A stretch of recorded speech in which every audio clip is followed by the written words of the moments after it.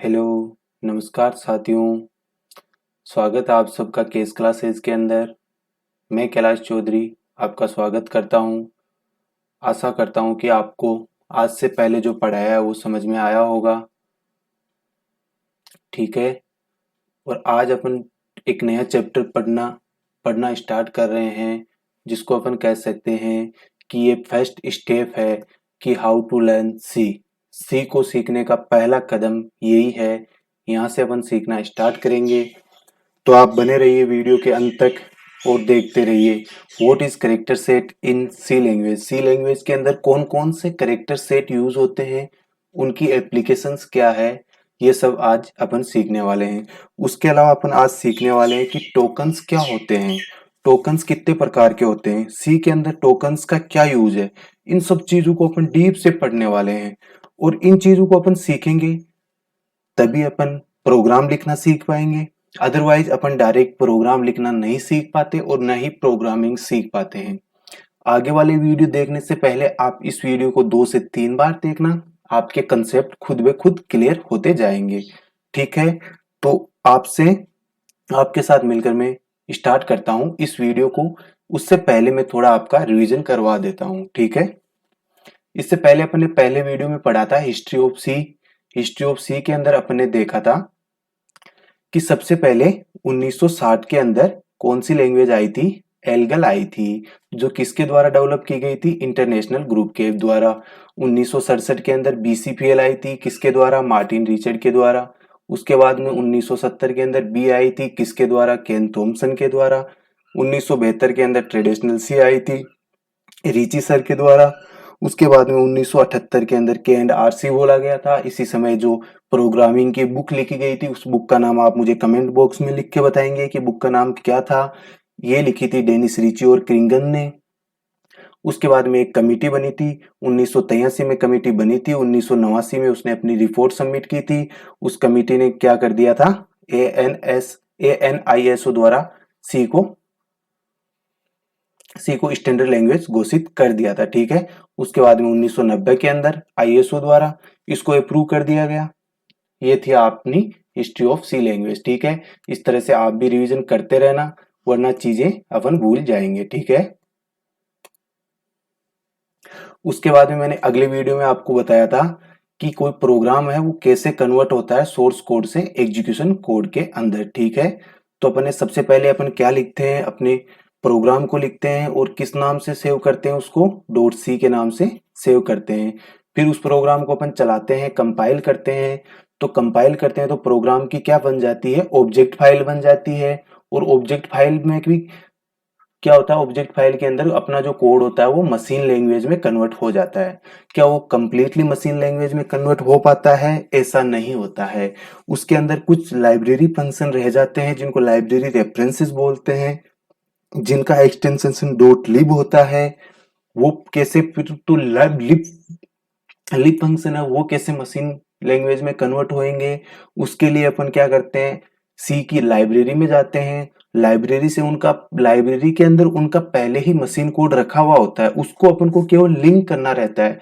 तो उस कोड को अपन लिंक कैसे करते हैं, उस कोड को अपन लिंक करते हैं किसके द्वारा, लिंकर के द्वारा। अब देखो यहाँ पे लिंकर के द्वारा क्या कर दिया गया है, मशीन कोड किसका, लिब फंक्शन का, लाइब्रेरी से उठाकर कंपाइलर कंपाइलर ने क्या किया है, सोर्स कोड को कन्वर्ट किया मशीन कोड के अंदर, उसके साथ मर्ज कर देता है, उसको क्या बोलते हैं, लिंकर। अब लिंकर ने क्या कर दिया है, देखो कंप्लीटली क्या कर दिया है, मशीन कोड के अंदर कन्वर्ट कर दिया है, कंप्लीटली मशीन कोड के अंदर कन्वर्ट कर दिया है।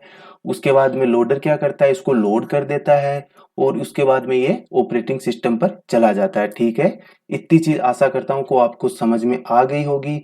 ये स्टेप होती है सारी कि कैसे कैसे आगे प्रोग्राम चलता है।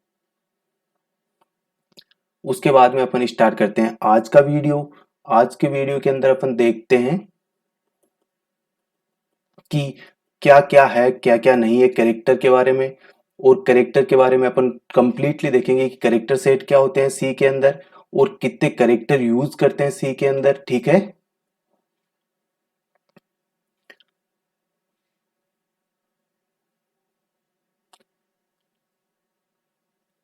एक मिनट में पीपीटी को वापस स्टार्ट करता हूं आपके कैरेक्टर सेट से।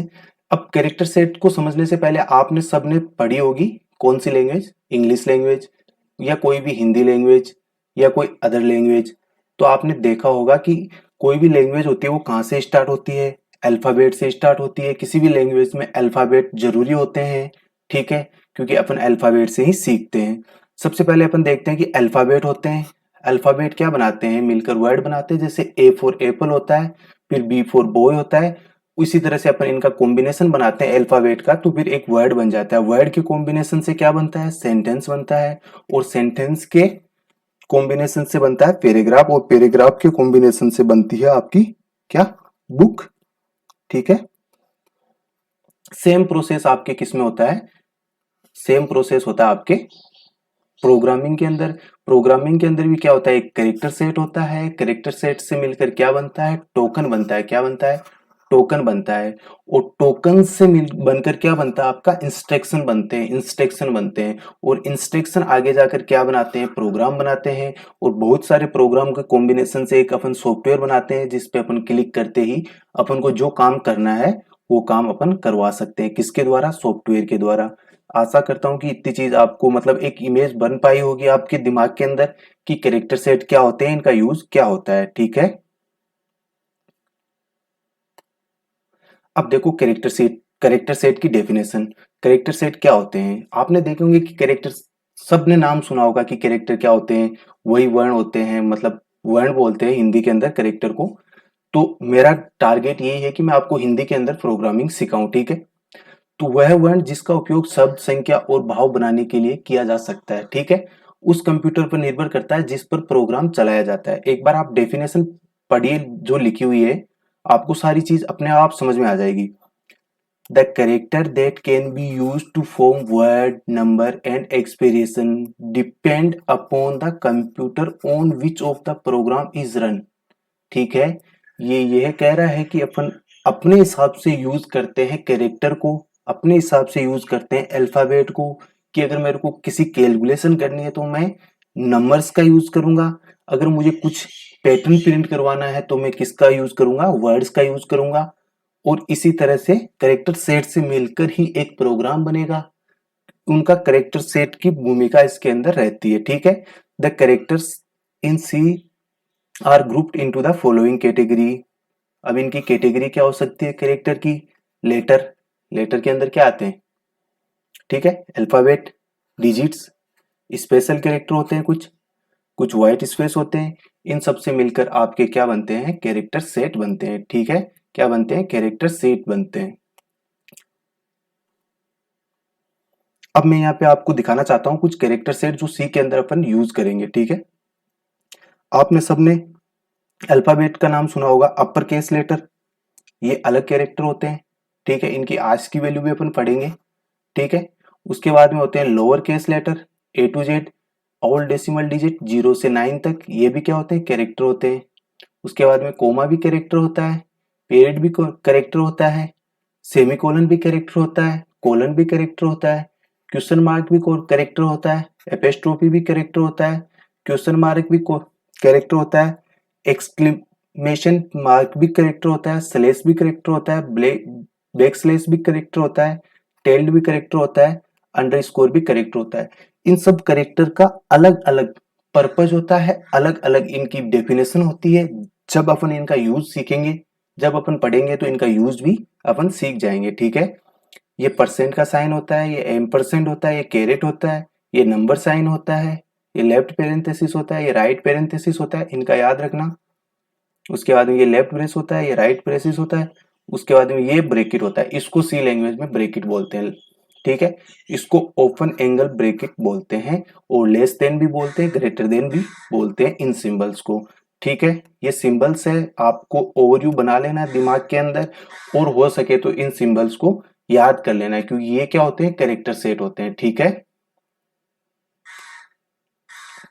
उसके बाद में आपने देखा होगा कि कंपाइलर है जो व्हाइट स्पेस होता है ना, उसको मतलब अपने प्रोग्राम के अंदर शो नहीं करता है। जैसे कि आप प्रोग्राम लिखते हैं, उसके अंदर प्रिंटफ फंक्शन के अंदर आप लिखते हैं कि हेलो, हेलो इंडिया, तो हेलो और इंडिया के बीच में आप जो स्पेस देते हैं उसको कंपाइलर रीड नहीं करता है, ठीक है। वही चीज यहाँ पर लिखी गई है कि व्हाइट स्पेस में be use to separate word. White space का यूज क्या होता है, may be used to separate the word, ठीक है। The compiler ignore white space. क्या कंपाइलर व्हाइट स्पेस को इग्नोर करता है? एमसीक्यू में क्वेश्चन आएगा तो इसी तरह से आएगा। जी हाँ, कंपाइलर व्हाइट स्पेस को क्या कर देता है, इग्नोर कर देता है, ठीक है। अनदेखा करता है जब तक कि वो एक स्ट्रिंग कांस्टेंट का हिस्सा नहीं हो। जब क्या होता है, एक स्ट्रिंग कांस्टेंट का हिस्सा हो जाता है व्हाइट स्पेस, तो उसको कंपाइलर नेग्लेक्ट नहीं करेगा, उसको कंपाइलर प्रिंट करेगा, ठीक है। शब्दों को अलग करने के लिए अपन किसका यूज करते हैं, व्हाइट स्पेस का यूज करते हैं। लेकिन कीवर्ड और आइडेंटिफायर, ठीक है, पहचान करता हूं का मतलब होता है आइडेंटिफायर के चरित्र को प्रतिबंधित किया जाता है, ठीक है। अब ये कौन कौन से होते हैं, व्हाइट स्पेस होता है, ब्लैंक स्पेस होता है, हॉरिजॉन्टल टैब होता है, केरीज होता है, रिटर्न होता है, न्यू लाइन होता है, फॉर्म फीड होता है। इनको कंपाइलर रीड नहीं करता है और अपने आउटपुट के अंदर भी ये सब शो नहीं होते हैं, ठीक है। आशा करता हूं कि आप समझ पाए होंगे। जब 1999 के समथिंग सी यूज होती थी ना, तो उस समय ये साइन नहीं हुआ करते थे, जैसे हेज का, एट द रेट ऑफ, ये साइन नहीं हुआ करते थे, ठीक है। इनकी जगह अपन कुछ स्पेशल सिंबल यूज करते थे। मैं आपको बता देता हूँ डेफिनेशन जनरल टर्म में। डी ग्राफ और टी ग्राफ क्या होती है? डी ग्राफ का मतलब होता है दो स्पेशल सिंबल को साथ में यूज करके एक अलग सिंबल बनाना, क्या कहलाता था, डाइग्राफ। और जब तीन स्पेशल सिंबल को बनाकर एक सिंबल बनाते थे, मिलाकर तीन स्पेशल सिंबल को मिलाकर एक स्पेशल सिंबल बनाते थे, उसे अपन कहते थे ट्राइग्राफ, ठीक है। डाइग्राफ के अंदर क्या होता था, दो सिंबल होते थे, ठीक है। और ट्राइग्राफ के अंदर कितने होते थे, तीन सिंबल होते थे, ठीक है। जैसे ये ट्राइग्राफ के एग्जांपल लिए मैंने, ठीक है। इसके अंदर आपको दिख रहे होंगे ये तीन सिंबल है। इसका एक मीनिंग होता था, क्योंकि पहले ये कीबोर्ड के अंदर था नहीं, तो इसको अपन प्रोग्रामिंग में अपने प्रोग्राम में कैसे प्रिंट करवाए, उसके लिए अपन को ये तीन सिंबल यूज करने पड़ते थे। और डाइग्राफ के अंदर अपन को दो सिंबल यूज करने पड़ते थे। ये डेफिनेशन पूछ सकते हैं आपको एग्जाम के अंदर कि डाइग्राफ क्या होता है और ट्राइग्राफ क्या होता है, ठीक है। और प्रोग्रामिंग भाषा में निर्देशों में उन्हें एकल वर्ण में डिफाइन किया जाता था, ठीक है। समझ रहे होंगे आप। तो डायग्राफ और ट्राइग्राफ की डेफिनेशन आप याद रखना। उसके बाद में अपनी इंपोर्टेंट यूनिट स्टार्ट हो जाती है सी टोकन। कि सी के अंदर टोकन कितने प्रकार के होते हैं, सी के अंदर टोकन क्या होते हैं। पहली चीज आप इतना याद रखो कि टोकन क्या है, टोकन की परिभाषा क्या कहती है। एक टोकन सी प्रोग्राम में उपयोग की जाने वाली सबसे छोटी इकाई है। सबसे छोटी इकाई क्या है, सी प्रोग्रामिंग की सबसे छोटी इकाई क्या है, वो है टोकन। सी प्रोग्राम में आपके सामने आने वाला विराम चिन्ह को इंग्लिश में क्या बोलते हैं, फंक्चुएशन। क्या बोलते हैं, फंक्चुएशन। क्या बोलते हैं, फंक्चुएशन, ठीक है। और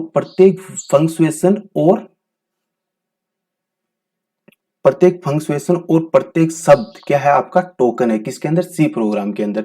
एक कंपाइलर एक सी प्रोग्राम को टोकन में तोड़ता है। पहले वो क्या करता है, टोकन में तोड़ता है और फिर उनको एकत्रित करके इनका उपयोग किए जाने वाले अगले चरणों में आगे बढ़ाता है, ठीक है।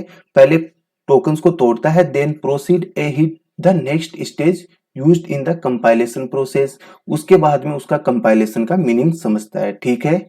उदाहरण के लिए मैं आपको बताता हूं कि उदाहरण के लिए शब्दों के बिना आप कोई वाक्य नहीं बना सकते, ठीक है। आपके पास शब्द होंगे तभी आप वाक्य बना सकेंगे, आपके पास वाक्य होंगे तो आप सेंटेंस बना सकेंगे, आपके पास वाक्य होंगे तो आप पैराग्राफ बना सकेंगे, ठीक है। इसी तरह से सी के अंदर भी टोकन का उपयोग किए बिना कोई प्रोग्राम नहीं बना सकते अपन। अगर सी के अंदर टोकन का यूज करना ही पड़ेगा और टोकन का यूज करके ही अपन क्या करते हैं, प्रोग्राम बनाते हैं। इस प्रकार हम ये भी कह सकते हैं कि टोकन बिल्डिंग ब्लॉक्स या बहुत सी बुनियादी घटक है जिनका उपयोग सी भाषा में किसी भी प्रोग्राम को बनाने में किया जाता है। अगर आप प्रोग्राम बनाएंगे तो उसके अंदर कंपलसरी है कि उसके अंदर टोकन तो होंगे ही होंगे, और जो टोकन होंगे उन्हीं की वजह से अपन क्या बना पाएंगे, प्रोग्राम बना पाएंगे। तो देखते हैं कि टोकन कितने प्रकार के होते हैं। कुछ लोगों ने सी में टोकन को 5 तरह के बताए हैं, लेकिन स्टैंडर्ड बुक आज भी टोकन 6 बताती है। कितने बताती है, 6 बताती है। वैसे तो मैंने आपको कहा कि हर शब्द टोकन है, लेकिन टोकन को जब कैटेगराइज किया गया तो कितने पार्ट में किया गया, 6 पार्ट के अंदर किया गया। अब अपन देखते हैं कि वो टोकन 6 है कौन कौन से, ठीक है। तो सबसे पहले आपको स्क्रीन पे दिख रहा होगा कि टोकन कौन कौन से हैं। पहला आता है कीवर्ड, अपन डिटेल से पढ़ेंगे आगे कि कीवर्ड क्या होते हैं, आइडेंटिफायर क्या होते हैं, कांस्टेंट क्या होते हैं, स्ट्रिंग क्या होती है, और स्पेशल सिंबल क्या होते हैं, और ऑपरेटर क्या होते हैं। एक एक करके इनको एक एक करके पढ़ेंगे, फिर इनको एक साथ पढ़ेंगे, ठीक है। मैंने यहाँ पे लिख भी रखा है कि सी हैज 6 टाइप ऑफ टोकन। अगर एग्जाम में क्वेश्चन आता है कि how many types of token, तो उसका आंसर 6 ही मानना। अगर 5 6 नहीं दिया गया, 5 दिया हुआ है, तो आप 5 मानना। लेकिन अगर ऑप्शन के अंदर 5 और 6 दोनों दिए गए हैं, तो आप उसको आंसर कितना टिक करेंगे, 6 टिक करेंगे, ठीक है। अगर दोनों ऑप्शन में हो और आपने 5 टिक किया है, तो आपका आंसर 101% गलत होगा, ठीक है। उसके बाद में आता है कीवर्ड। तो कीवर्ड होता क्या है, कीवर्ड किससे बना है, कीवर्ड, ठीक है। कीवर्ड ऐसे शब्द होते हैं जिनका सी कंपाइलर के लिए विशेष अर्थ होता है। मतलब जो कंपाइलर होता है उसके लिए विशेष मीनिंग रखने वाले शब्द क्या कहलाते हैं, कीवर्ड कहलाते हैं, ठीक है। जिनका मीनिंग कंपाइलर के अंदर एक विशेष पर्पज के अनुसार फिट किया हुआ होता है। जैसे एग्जाम्पल से अपन समझते हैं कि अपन इंट लिखते हैं, ठीक है। अपन ने लिख दिया इंट, तो जो अपन इंट को प्रिंट करवाएंगे तो वो कभी भी डेसिमल वैल्यू नहीं देगा, वो देगा 11 11 के बाद में 0.00 कभी नहीं देगा। लेकिन अगर अपन लिखते हैं फ्लोट, फ्लोट लिखते हैं, सॉरी अपन अगर फ्लोट लिखते हैं, तो फ्लोट के बाद में वो बाकायदा वैल्यू देगा, वो डॉट के अंदर देगा, और डॉट के अंदर भी कितने टाइम, 6 टाइम तक वो वैल्यू वैल्यू देता रहेगा, ठीक है। ये क्या है, ये कीवर्ड है जो कंपाइलर पहले से जानता है कि अपन को इसका आउटपुट क्या देना है, ठीक है। सभी कीवर्ड के निश्चित अर्थ होते हैं और इन अर्थों को बदला नहीं जा सकता। Keywords never change, keywords never change, keywords को कभी बदला नहीं जाता है। कीवर्ड्स प्रोग्राम स्टेटमेंट के लिए बुनियादी बिल्डिंग ब्लॉक्स के रूप में काम करते हैं, क्योंकि अपन कीवर्ड से मिलाकर ही तो एक प्रोग्राम बनाते हैं। कहीं कीवर्ड अगर अपन को डेटा इंटीजर टाइप में लेना है, फ्लोट टाइप में लेना है, तो उसको मतलब एक बुनियादी संरचना ही तो बना रहे हैं ना प्रोग्राम की, क्योंकि अपन उसके अंदर यूज कर रहे हैं। सभी कीवर्ड लोअर केस में लिखे जाते हैं, ठीक है। इस चीज को भी याद रखना, कीवर्ड कभी भी अपर केस में नहीं लिखे जाते हैं, keywords always written in lower case. कुछ कंपाइलर अतिरिक्त कीवर्ड का उपयोग कर सकते हैं, इस बात को याद रखना। कुछ कंपाइलर अतिरिक्त कीवर्ड को यूज कर सकते हैं, ठीक है।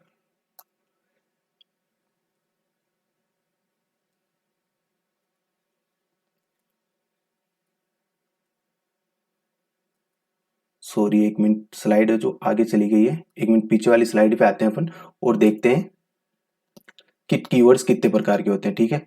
तो इस चीज को याद रखना कि आप कीवर्ड्स होते कितने हैं, सी के अंदर कीवर्ड्स कितने होते हैं, 32 होते हैं। कुछ कंपाइलर के लिए और भी होते हैं, लेकिन उनके लिए उनकी स्पेसिफिक पहचान उस कंपाइलर के अंदर होती है। एक बार मैं आपको बोल के बता देता हूँ कि कीवर्ड कौन कौन से, इनको आप याद रखना। पहला है ऑटो, दूसरा है ब्रेक, तीसरा है केस, चौथा है केयर, पांचवा है कंटिन्यू, फिर है डू, फिर है डिफॉल्ट, फिर है कॉन्स्ट। उसके बाद में है आपका डबल, डबल के बाद में आपका कौन सा आता है, एल्स, एल्स के बाद में आपका आता है इनम, इनम के बाद में आता है आपका एक्सटेंड, एक्सटेंड के बाद में आता है फोर, फिर आता है आपका इफ, फिर आता है गो टू, फिर आता है फ्लोट, फिर आता है आपका इंट, फिर आता है आपका लॉन्ग, फिर आता है आपका रजिस्टर जो एक क्लास होती है, उसके बाद में आता है रिटर्न, उसके बाद में आता है साइंड, उसके बाद में आता है स्टैटिक, उसके बाद में आता है साइज ऑफ, उसके बाद में आता है सॉर्ट, उसके बाद में आता है struct, switch, type defined, union, void, voile, while, volatile और अनसाइंड। ये सब आपके क्या है, कीवर्ड है। कीवर्ड सी के अंदर कितने हैं, 32 है। इनसे क्वेश्चन कैसा आता है, इनसे क्वेश्चन आता है कि आपको 3 तो कीवर्ड देगा और एक कोई अलग से नाम देगा जो जाना पहचाना सा लगेगा। उस पे आपको क्लिक करना है कि निम्न में से कौन सा कीवर्ड नहीं है। यहाँ से क्वेश्चन बनते हैं, इसका आप स्क्रीनशॉट ले लीजिए और अपने फोन में बार बार देखते रहिए। जो लोग पहली बार सी पढ़ रहे हैं उनके लिए, और जिनको थोड़ा बहुत सी का आइडिया है उनको तो ये याद होगा। कीवर्ड के बाद में अपन पढ़ने वाले हैं आइडेंटिफायर। अब आइडेंटिफायर होते क्या है, बेसिकली मैं आपको बता देता हूं। जैसे कि मैंने कोई कीवर्ड लिखा इंट, ठीक है। इंट कीवर्ड के बाद में मैं लिखता हूं के, तो ये मेरा क्या है, आइडेंटिफायर है, ठीक है। ये मेरा क्या है, कीवर्ड है। तो इसका यूज होता है, इसके कुछ रूल होते हैं आइडेंटिफायर के, वो अपन देख लेते हैं, ठीक है। Identifier refers to the name of variable. ये क्या करता है, वेरिएबल का नाम देता है। वो कौन देता है? आइडेंटिफायर देता है। अपन वेरिएबल लेते हैं, उसका नाम देते हैं, वो क्या कहलाता है? आइडेंटिफायर कहलाता है। किसका नाम दे सकते हैं अपन? किसी फंक्शन का नाम दे सकते हैं, किसी एरे का नाम दे सकते हैं, या किसी स्ट्रक्चर का नाम दे सकते हैं, किसी यूनियन का भी नाम दे सकते हैं। ठीक है। आइडेंटिफायर क्या होते हैं? यूजर डिफाइंड नेम होते हैं। बिल्कुल सही बात है। आइडेंटिफायर यूजर डिफाइंड नेम कैसे होते हैं? क्योंकि अपन ही तो उसको नेम को देते हैं, तो वो यूजर डिफाइंड हो गए। अगर कंपाइलर देता तो वो यूजर डिफाइंड नहीं होते, फिर तो रिजर्व आ जाते, तो फिर क्या होते? वो कीवर्ड हो जाते। ठीक है। अब आपने देखा होगी कि अल्फाबेट के अंदर कितने होते हैं टोटल? टोटल अल्फाबेट होते हैं 26। अपर केस और लोअर केस को मिला के कितने हो गए? 52। तो देखो 52 तो हो गए अल्फाबेट। ठीक है। और 0 से 9 तक टोटल नंबर कितने हो गए? 10। ठीक है। एक हो गया आपका अंडरस्कोर। अब इन सबको आप टोटल करोगे तो कितना आएगा? 3, 5, 1 और 6, 63। तो जो आइडेंटिफायर है वो कितने वर्ड से मिलकर बना हुआ है? टोटल कितने सिंबल है इसके अंदर? वो है 63। ठीक है। मेनली एक बार आप फिर से सुनिए। आइडेंटिफायर क्या है? वेरिएबल का जो अपन नाम देते हैं वो आइडेंटिफायर है। आइडेंटिफायर का नाम देने के लिए भी कुछ रूल है जो कंपाइलर समझता है। अगर अपन वो रूल फॉलो नहीं करेंगे तो अपन को कंपाइल टाइम एरर मिल जाएगी। उन रूल को फॉलो करने के लिए अपन को धीरे धीरे इन रूल को याद करना पड़ेगा। ये रूल कितने शब्दों से बनकर बने हैं 63 शब्दों से मिलकर बने हैं, जिसके अंदर 26 तो अपर केस और लोअर केस लेटर है, 0 से 10 डिजिट है, और एक स्पेशल सिंबल है, वो है अंडरस्कोर। इन सबको अपन को मिलाकर अपन क्या करते हैं? वेरिएबल का नाम देते हैं। ठीक है। इतनी चीज आपको समझ में आई होगी। अब देखो अपन देखते हैं कि वेरिएबल बनाने, आइडेंटिफायर जो बनाते हैं उसके कुछ नियम होते हैं। वो नियम क्या होते हैं? ठीक है। पहला नियम ये कहता है कि जो आपका आइडेंटिफायर है उसका first character must be an alphabetic. ठीक है। और अंडरस्कोर। आप जो भी आइडेंटिफायर का नाम दोगे वो या तो होना चाहिए अल्फाबेटिक, जैसे मैंने इंट लिखा, इंट के बाद में मैंने लिखा के के। ठीक है। या तो ये अल्फाबेटिक होना चाहिए, या इससे पहले मैं क्या लगा सकता हूं? अंडरस्कोर लगा सकता हूं। सॉरी, तो ये वैलिड है, अदरवाइज ये वैलिड नहीं है। ठीक है। इसके अलावा आप अगर यहाँ पर कोई स्पेशल सिंबल यूज कर लेते हैं तो वो क्या हो जाएगा? कंपाइल टाइम एरर दे देगा। ठीक है। यहाँ पे लिख रखा है कि पहला अक्षर एक वर्णमाला upper case like A B C D, lower case like A B C D, underscore होना चाहिए। ठीक है। अंडरस्कोर हो सकता है, और अपर केस और लोअर केस वाले लेटर हो सकते हैं। इसके अलावा फर्स्ट लेटर नहीं हो सकता। जैसे कि आप कह दो कि इंटीजर, उसके बाद में मैं लिख दूं कि 1 के नंबर भी पहले नहीं आने चाहिए। ठीक है। उसके बाद में दूसरा नियम पढ़ते हैं कि आइडेंटिफायर में अपर केस और लोअर केस अक्सर दोनों अलग अलग होते हैं। इसका एग्जाम्पल भी मैंने लिया है, वो भी मैं आपको दिखाऊंगा। ठीक है। इसलिए हम कह सकते हैं कि आइडेंटिफायर क्या होते हैं? केस सेंसिटिव होते हैं। आइडेंटिफायर क्या होते हैं? केस सेंसिटिव होते हैं। क्योंकि आपने लिखा इंटीजर टाइप का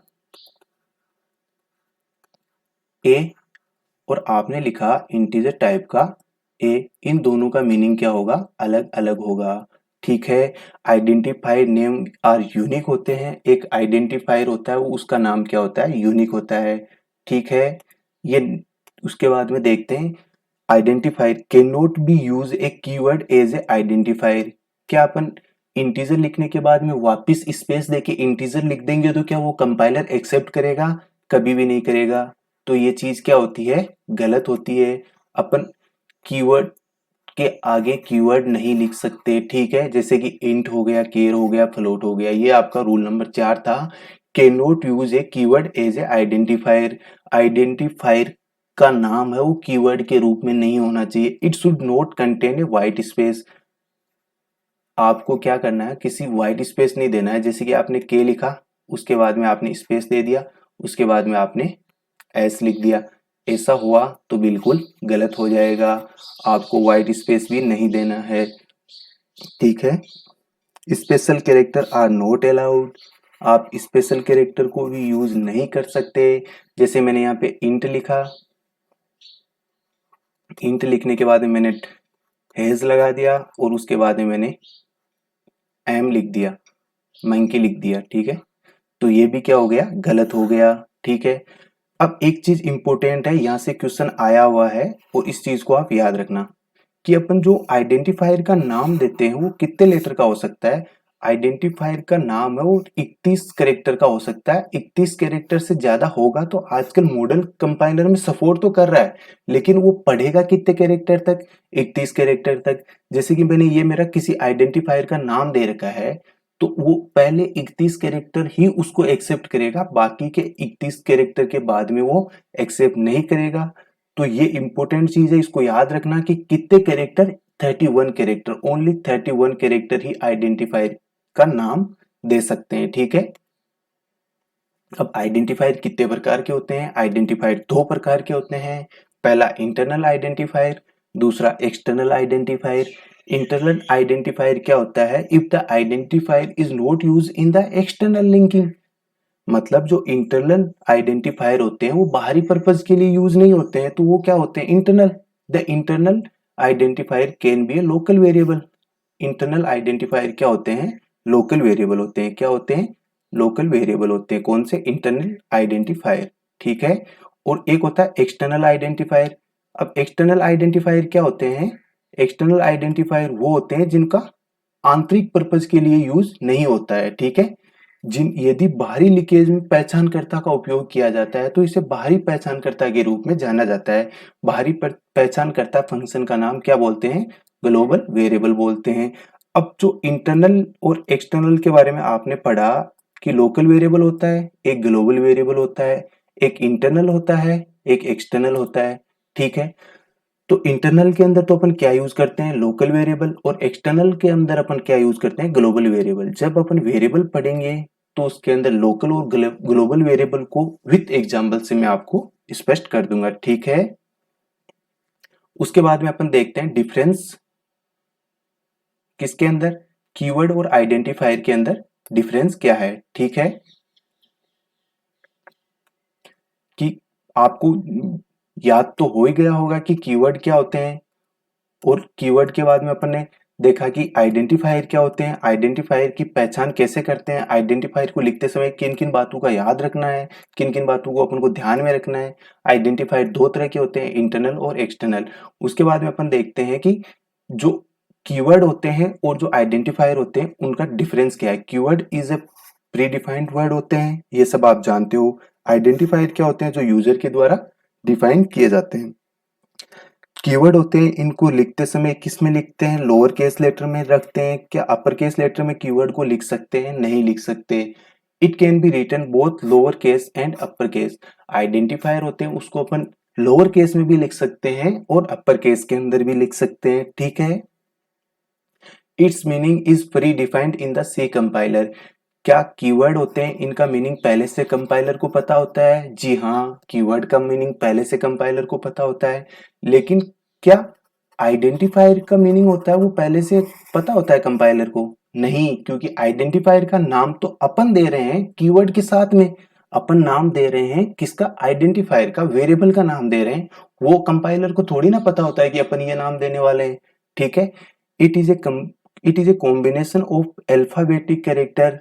ये जो कीवर्ड होते हैं ये केवल अल्फाबेटिक से मिलकर बने होते हैं, लेकिन जो आइडेंटिफायर है वो अल्फा न्यूमेरिक कैरेक्टर भी हो सकते हैं। हो सकते हैं क्या? जैसे मैं लिख सकता हूं इंटीजर के 1 2 3 के, तो ये आइडेंटिफायर होगा, किसी वेरिएबल का नाम होगा? जी हाँ, ये बिल्कुल होगा, क्योंकि याद रखना आइडेंटिफायर होता है। आइडेंटिफायर के अंदर अपन स्टार्टिंग के अंदर नंबर नहीं ले सकते, लेकिन मिडिल के अंदर और लास्ट के अंदर अपन क्या कर सकते हैं? नंबर ले सकते हैं, ठीक है। स्टार्टिंग के अंदर अपन नंबर नहीं ले सकते, लेकिन मिडिल के अंदर और लास्ट के अंदर अपन नंबर ले सकते हैं। इसीलिए बोला गया है कि it is a combination of alpha numeric characters, ठीक है। उसके बाद में देखते हैं keyword. It does not contain the under score character, it contains the under score character. मैंने आपको बताया कि आइडेंटिफायर वेरिएबल का नाम अपन किससे स्टार्ट कर सकते हैं? अंडर स्कोर से कर सकते हैं, ठीक है। अंडर स्कोर मैंने दे दिया केस क्लासेस। लेकिन अगर अपन बात करते हैं कीवर्ड के, कोई कीवर्ड आपने ऐसा देखा जो आइडेंटिफाई मतलब अंडर स्कोर से स्टार्ट हो रहा हो? नहीं। तो इन बेसिक डिफरेंस को आप याद कर लेना, ये आपके आगे बहुत काम में आने वाले हैं। आइडेंटिफायर आप अच्छे से याद रखना। उसके बाद में एक एक्सरसाइज लेके आया हूं आपके पास में कि कौन सा आइडेंटिफायर वैलिड है और कौन सा आइडेंटिफायर इनवैलिड है, ठीक है। जैसे कि मैंने पहले लिख रखा है इंटीजर टाइप का ए, ये क्या सही है? बिल्कुल सही है। इंट क्या है? कीवर्ड है। उसके बाद में अपने आइडेंटिफायर क्या रखा है? ए रखा है। क्या अपन स्मॉल लेटर रख सकते हैं आइडेंटिफायर? जी हाँ, रख सकते हैं। क्या अपन स्पेशल सिंबल यूज कर सकते हैं आइडेंटिफायर के पहले? नहीं कर सकते, तो ये क्या हो गया अपना? गलत हो गया, ठीक है। उसके बाद में मैंने रखा है कैपिटल ए। क्या अपन आइडेंटिफायर का नाम कैपिटल लेटर में रख सकते हैं? जी हाँ, बिल्कुल रख सकते हैं। क्या कैपिटल लेटर और स्मॉल लेटर दोनों अलग अलग मीनिंग देते हैं? जी हाँ, बिल्कुल अलग अलग मीनिंग देते हैं। क्या अपन स्पेशल सिंबल उसके बाद में कैपिटल लेटर ले सकते हैं? नहीं, बिल्कुल नहीं ले सकते। स्पेशल सिंबल तो अपन किसी भी हालत में आइडेंटिफायर के नाम के लिए नहीं ले सकते। क्या अपन दोनों कैपिटल लेटर ले सकते हैं? बिल्कुल, अपन दोनों कैपिटल लेटर भी ले सकते हैं, अपन दोनों स्मॉल लेटर भी इसके अंदर ले सकते हैं, ठीक है। उसके बाद में इनवैलिड क्या हो जाएगा? अगर स्पेशल सिंबल लिया या आपने किसी नंबर से स्टार्ट किया, अगर मैं यहाँ पे नंबर से स्टार्ट करता 0 1 2 3 4 कुछ भी, तो भी ये क्या होता? इनवैलिड होता है, क्योंकि अपन नंबर से स्टार्ट नहीं कर सकते। लेकिन अपन नंबर को बीच में तो यूज कर सकते हैं। जैसे मैं लिखता ए, उसके बाद में 1 2 3, तो सही था।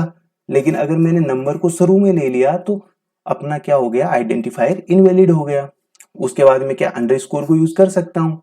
जी हाँ, मैं अंडरस्कोर को बिल्कुल यूज कर सकता हूँ। अंडरस्कोर के बाद में मैं कैपिटल लेटर और स्मॉल लेटर दोनों को साथ में कंबाइन भी लिख सकता हूँ, ठीक है। उसके बाद में मैंने आपके लिए नंबर भी लेके दिखाया है कि नंबर को अपन कहाँ पे ले सकते हैं, मिड में ले सकते हैं, लास्ट में ले सकते हैं। लेकिन जब भी अपन नंबर को शुरू में लेंगे, स्टार्टिंग में लेंगे, तो वो अपना क्या हो जाएगा? गलत हो जाएगा। क्या हो जाएगा? गलत हो जाएगा। स्पेशल सिंबल को यूज नहीं कर सकते, ठीक है। आशा करता हूं कि आपको समझ में आया होगा कि वैलिड आइडेंटिफायर क्या होते हैं और इनवैलिड आइडेंटिफायर क्या होते हैं, ठीक है। इसके बाद मैं आपको एक प्रोग्राम लिख के लाया हूं छोटा सा आपके लिए। इसमें आपको मैं समझाने की कोशिश करूंगा कि कैसे कैसे। देखो, ये मेरा क्या है? कीवर्ड है, ठीक है। ए मेरा क्या है? आइडेंटिफायर है। ए के अंदर मैंने वैल्यू कितनी स्टोर की है? 100 स्टोर की है, ठीक है। उसके अलावा मैंने जो दूसरा आइडेंटिफायर वो क्या लिया है? वो लिया है मैंने कैपिटल ए लिया है। ये क्या है? कीवर्ड है। ये आइडेंटिफायर है। इसकी वैल्यू कितनी ली है? 200 ली है। मैंने प्रिंट ऐप करवाया। अब प्रिंट ऐप फंक्शन क्या होता है, इसको डिटेल से पढ़ाने वाला हूँ जल्दी, ठीक है। तो ये इसका सिंटेक्स हो गया लिखने का प्रिंट ऐप का। वैल्यू ऑफ ए इज, ये अपन को एज इट इज प्रिंट दिखेगी, ठीक है। उसके बाद में मैंने प्रिंट करवा दिया ए को। उसके बाद में वैल्यू ऑफ कैपिटल ए, ठीक है। यहाँ पे स्मॉल ए को प्रिंट कराया, यहाँ पे कैपिटल ए को प्रिंट करवाया। अब जब अपन आउटपुट लेंगे ना इन दोनों का, तो ए की वैल्यू अपन को अलग मिलेगी, ठीक है। और बी की वैल्यू अपन को, सॉरी, कैपिटल ए की वैल्यू अपन को अलग मिलेगी, ठीक है। इस चीज को मैं आउटपुट के रूप में आपको दिखा देता हूं। तो यहाँ पर आउटपुट कितना आ गया? वैल्यू ऑफ ए इज कितनी आ गई? 100। और वैल्यू ऑफ बी इज कितनी आ गई? 200, ठीक है। इन दोनों को आप याद रखना कि आइडेंटिफायर क्या होते हैं, आइडेंटिफायर की प्रॉपर्टीज क्या होती है। आगे इन चीजों का बहुत ज्यादा यूज है। इससे पहले मैं आपको एक बार वापस प्रोग्राम दिखा देता हूं। इसके अंदर देखो मैंने क्या लिया है।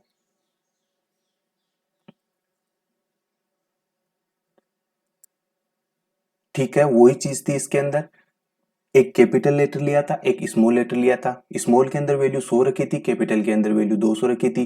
कैपिटल और स्मॉल दोनों की वैल्यू अलग थी। इससे यह साबित होता है कि आइडेंटिफायर के अंदर अपन लोअर केस और अपर केस दोनों लेटर अलग अलग लेते हैं। इसी के साथ मैं वीडियो को समाप्त करना चाहूंगा। आप सभी को एक बार फिर से बता दे रहा हूँ कि यहाँ पर आपको कंप्लीट कोर्स करवाया जाएगा सी का। धीरे धीरे पढ़ते जाइए, आपको सारे नोट्स प्रोवाइड किए जाएंगे सी के, और 1000+ MCQ भी आपको यहाँ पर करवाए जाएंगे, ठीक है।